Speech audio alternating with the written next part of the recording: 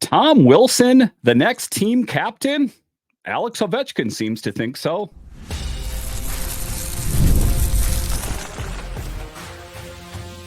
Your Locked On Capitals, your daily podcast on the Washington Capitals.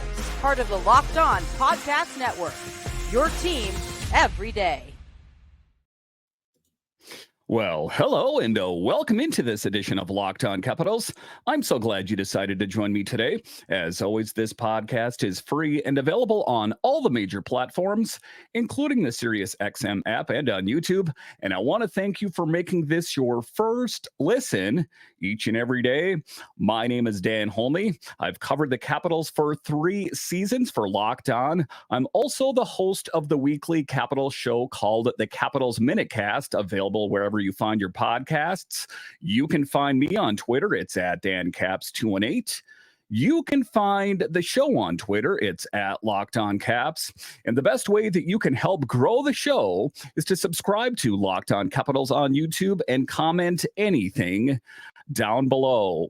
Game off. We got to talk about Monopoly Go. This fast-paced game lets you team up with friends for tournaments to unlock awesome prizes like unique stickers for trading, cool playing pieces, and hilarious emojis for taunting your friends.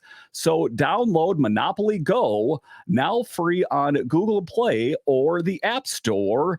Game on. So in today's edition of Locked On Capitals, we talk about Alex Ovechkin from Breakdown Day. That is what I'm going to be doing coming up here in the next few episodes, is talk about different videos from Breakdown Day.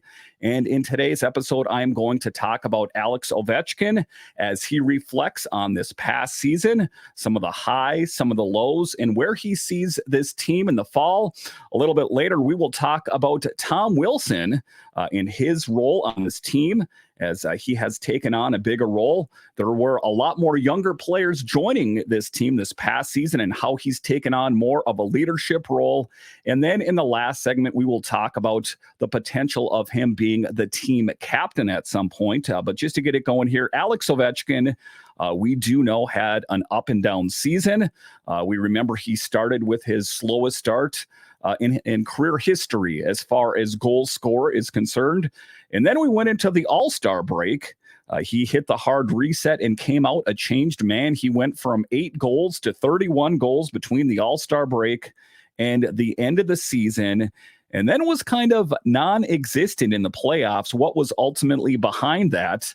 And he is a guy that has a lot of opinions. Sometimes he kind of hides his feelings on certain issues, but it was interesting to watch these videos. And again, I'll be going over these with you in the coming days, is just to go over each player, or a handful of players, I guess, and their thoughts on the season and what they think the future is for this team.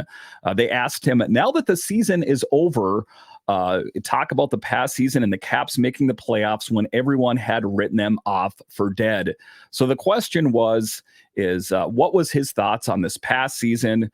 That there was a lot of people that kind of were dismissive of the Capitals, that they're old, they're washed, and that there's no chance that they're going to make it to the playoffs. Ovi says, I'm very proud of this group's, the ups and downs and injuries. It was a fun year, but it was a tough year. It was a good year for the young guys to get that playoff experience. And it was. You take a look at this team and what it was based on necessity, that in the beginning of the season, it was going to be Nick Backstrom and Evgeny Kuznetsov and Dylan Strome. Those were going to be the great playmakers at the center position. And then what do we remember happened is that Nick Backstrom stepped away from hockey indefinitely.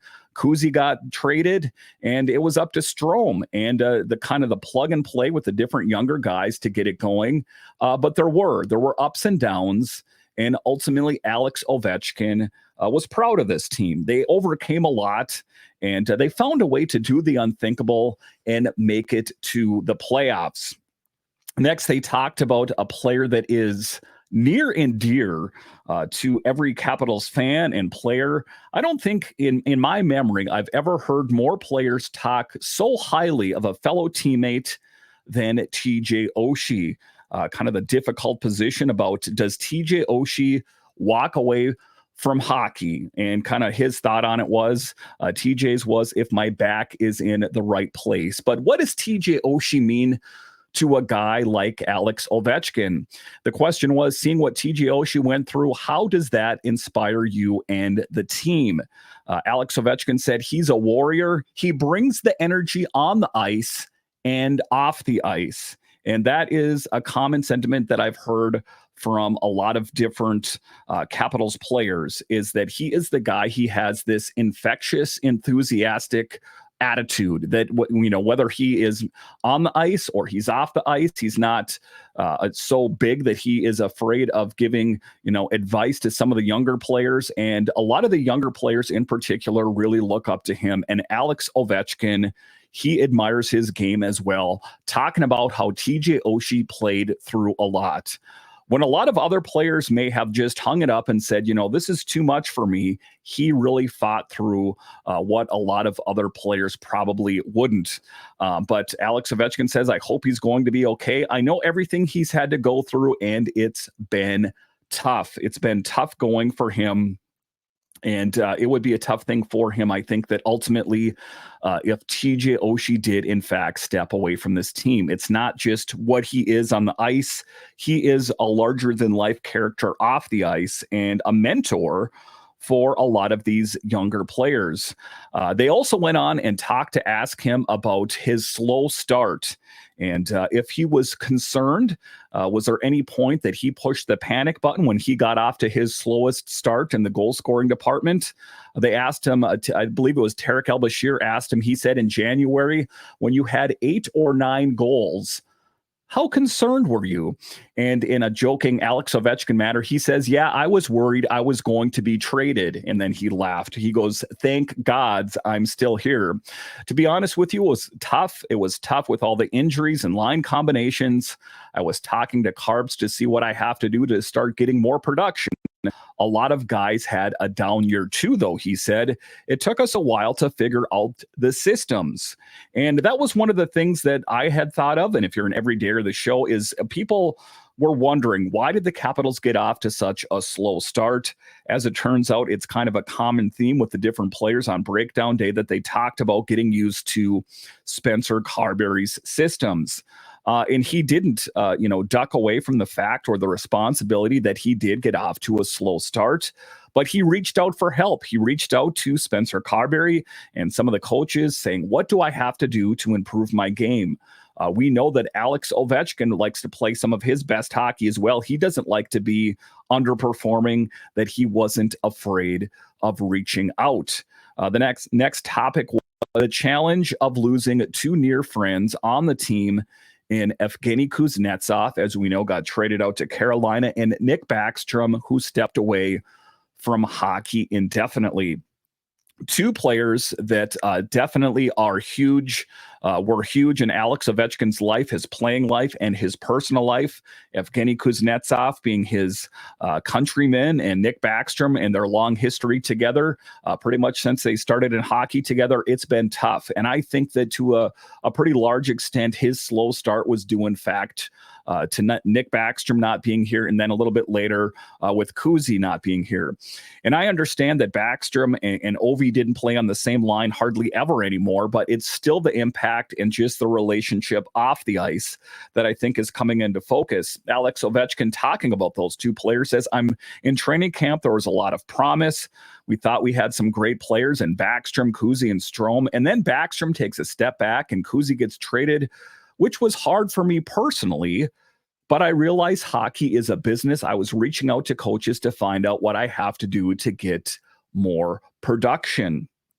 And he did. He found that after the All-Star break. It was, non-existent in the playoffs, but he found a way to rally, to go from 8 goals to 31 goals between the span of the All-Star break and the end of the year, when everyone had panned him for being washed. What is one of the things that we hear again and again and again from the different players is to never count out Alex Ovechkin. Don't ever doubt the big man. They say he's always going to prove you wrong. They then went on to talk about being 42 away from Gretzky. He says, like I've always said, 42 goals is a lot, but I think it's possible if I can stay healthy. Can you take what you've learned in the second half of the season and use that next year? He says it was just me. It was the team collectively, talking about it wasn't just me that needed to play better or Alex Ovechkin that needed to play better, that the team collectively played a lot better after the All-Star break. Like I talked about there earlier, it was them getting used to Spencer Carberry's systems. And I think that was for Alex Ovechkin, but I think that was for the team as a whole as well, is that once they finally figured out what to do, I think the Capitals played a lot better, at least during the season. The first couple months were learning new systems and dealing with the ups and downs. It was difficult with all the line combinations. It was difficult, and we've seen that the last couple of years. Last year, the season before this past season, there was the myriad of injuries. And then this past season, Backstrom, Kuzi, players getting injured, going into the NHLPA's player assistance program, that this team got younger based on necessity. And in that created inconsistency, and it wasn't a very cohesive unit. And I think that ultimately Alex Ovechkin was willing to find chemistry. They asked him what his plan was for this summer. And if he's going to do anything different as far as training is concerned. He says, yes, I've already been in contact with my trainer. Period. He left it at that. He somewhat dodged questions about his stick selection. One of the beat writers there asked him about stick that he used after the All-Star break, and he kind of half giggled, and he didn't want to divulge too much about his stick selection, but he did say how important having proper equipment is in playing well. He said it's hard to explain to someone that doesn't play hockey about how important having the right hockey stick is. And then, of course, they went on to the question of his age. Of course, we know that he is on the wrong side of 30 and how Father Time is undefeated. And being at the end of the career, he says, if I don't feel the love and I don't enjoy playing anymore, then I don't want to play. And I think that Alex Ovechkin, I know, is a guy that plays with a lot of pride. So respect the man and who he is and his legacy, and support him in the decisions that he has to make in his life. Let's hope that he continues to love playing hockey. Let's hope that Alex Ovechkin can surround himself, or Brian McClellan, I guess I should say, will surround Alex Ovechkin with some players that will help facilitate his goal of catching and passing Wayne Gretzky, and bigger than that, of winning another Stanley Cup. It's going to be a long shot. We know that he only has a couple of years left on his deal, but let's try to make it a reality for him. How does he see the team getting better next year? Does he think they should bring in new players? And of course, he always says, he goes, that's not for me to decide. He goes, of course. He goes, maybe you should talk to McDavid or Crosby. He laughed. And then they went on to joke. He goes, maybe we should reach out and call Crosby. He's like, yeah, why don't you try and do that? But what he did say is we'll see who's going to be in and who is going to be out. I think that, Alex Ovechkin tries to act as he is standoffish, but I have heard from Brian McClellan as well, is that he likes to be, in the know as far as, are there any big moves coming and who is going to help me? Those kind of things. So, when he's in front of the press, he makes it sound like he's not too hands-on. But when you listen to Brian McClellan, he is quite hands-on. They don't seek Alex Ovechkin for his approval, but he wants to at least know what is going on. Carberry said it felt like the playoffs for the last couple months. Alex Ovechkin says, well, it will be nice to take a break. I think that whole team, I think the coaching staff was taxed, was weary. Like Carberry said, it felt like the Capitals were in the playoffs for the last 2 to 3 months, just trying to claw their way back in. That I think that would be, exactly what the doctor ordered, was for this team to rest. John Carlson, Spencer Carberry, he weighed had the weight of the world on his shoulders with his team struggles, that they should take that break, because the team, they did the unthinkable by making it to the playoffs. Now it's time to rest and get ready for next season. But before that, some training, hopefully some big acquisitions, and hope this team can hit the ground running in the fall.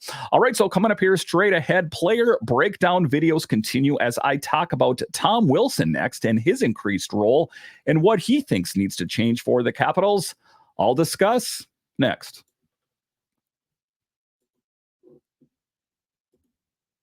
All right, game off. We got to pause here to talk more about Monopoly Go. I know what you're saying. Flag on the play. You already talked about that. But there is just so much good stuff to talk about with this game.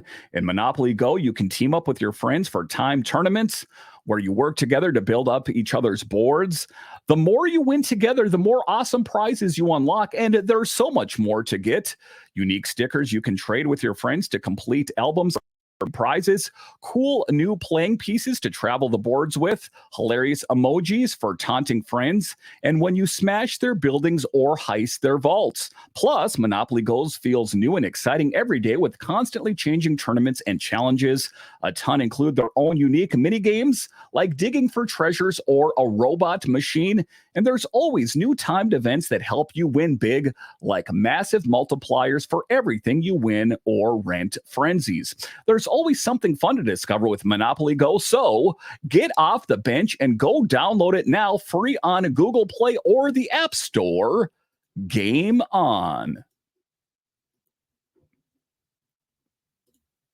Are you watching Fox Sports or ESPN on your TV all day? Have to turn down the volume with all the shouting? Make the switch to Locked On Sports today, a free 24/7 sports streaming channel program for you every day to bring you the biggest stories without all the screaming.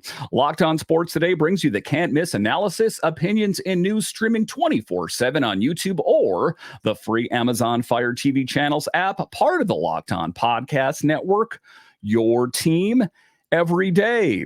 All right, welcome back into this edition of Locked On Capitals, part of the Locked On Podcast Network, your team every day. We are talking Capitals hockey in the offseason, and it will continue all summer long. So make it and keep it locked to Locked On Capitals all summer, as this will be the place to get your Capitals fix.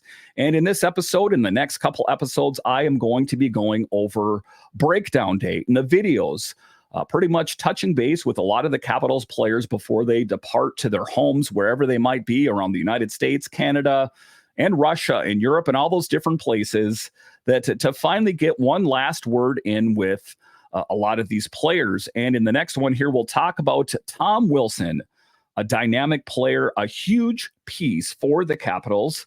We remember that there were a lot of people up in arms when we thought there was the possibility that Tom Wilson could be on the move. And then he signed his new deal, and all was right in Capitals world. Talking about Tom here, reflecting on the end of the season, I feel like we could still be playing. We were playing well at the end of the regular season. We ran into a good team in the playoffs. It would have been nice to steal a couple of games. I think there was frustration amongst players like Tom Wilson, who take a lot of pride wearing a Capitals jersey, that they didn't find a way to win a single game. It was tough. He went on to talk about his first year under Carberry. What was it like? He says he likes the passion, energy, and accountability keeps us on track through all sorts of adversity. And if there is one thing that Spencer Carberry learned this last season, was how to adapt. He's not a new coach by any means, but to be able to adapt to a lineup that was a lot different than was what was sketched out in the beginning of the season. And then he went to talk about the difficult thing on TJ Oshie possibly walking away.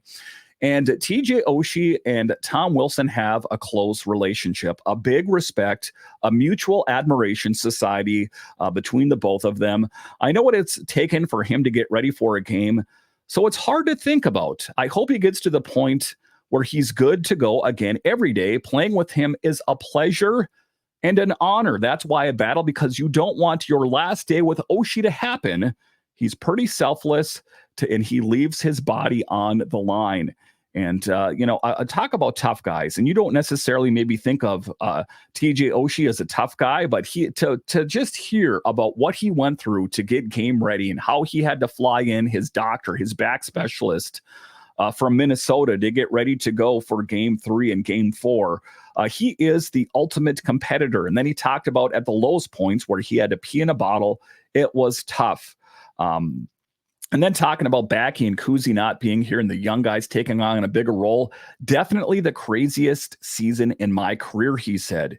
And it was tough for him. Talking about Backstrom and Kuznetsov not being on this team, he says he already feels responsibility for helping the younger guys develop. So even though Tom Wilson does not wear the C on his chest yet, he still is taking on that leadership role. And I'll talk a little bit more about that in the final segment of the show.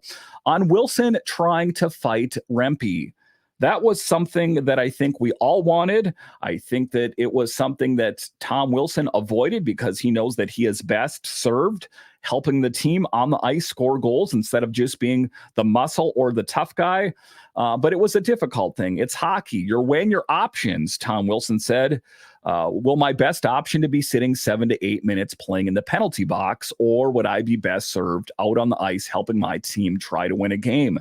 But it was tough. It was tough for Tom Wilson, who is intrinsically a tough guy. He is the guy that sticks up for the younger players, maybe the smaller players. And if you are going to push around his teammates, you will have to answer Tom Wilson, who sometimes I refer to as the sheriff. And he talked about it. He says there was a point where he hit enough of our guys, and some of those were borderline hits. I felt like in that moment, I want to stand up for my teammates. He didn't want to. Definitely did not want to take the momentum away and swing in our direction. Maybe he'll get that chance once again. We'll see. I think that was a bit of a dig at Matt Rempe. I think that you could view that as maybe he's not going to fight him because he doesn't want to, or maybe he doesn't see Rempe as a guy that's going to have a regular job in the NHL. And, you know, he did spend a lion's share of his season with the Wolfpack, or a good chunk of it anyway. That, you know, Rempe is that tough guy. Does he fall into the category of a goon like Reeves, Maroon, or is there a real skill set there? We know what Tom Wilson is. He is the guy that can actually score goals. He can play a big role on this team. So it is interesting. You know, when you take a look at a guy like Matt Rempe, and I got to give a lot of respect for Tom Wilson for resisting the urge to want to fight a guy like him, because it couldn't be, you know, an easy thing for him, as I think they both think of themselves as tough guys. All right, so coming up here straight ahead, we will talk about the bigger role that Tom Wilson took on this past season and the role that he's been waiting for. Well, that role will have to happen until the 8 hangs up the skates. Let's talk about that coming up.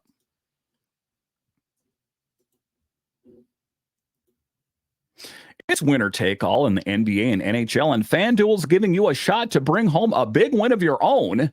Right now, new customers get $150 in bonus bets with any winning $5 bet. That's $150 to bet on spreads, money lines, player props, and more. And one of the things is, if you are watching an NBA game, or say you're watching the NHL playoffs, and say for some reason you're not that into it, open up the FanDuel app and put a little bit of money on the game. All of a sudden, the game is that much more exciting. So visit FanDuel.com/locked-on and make every playoff shot count. FanDuel, America's #1 sports book. All right, welcome back into this edition of Locked On Capitals, part of the Locked On Podcast Network, your team every day. So this show today surrounds Alex Ovechkin and Tom Wilson, another mutual admiration society, as they both respect each other.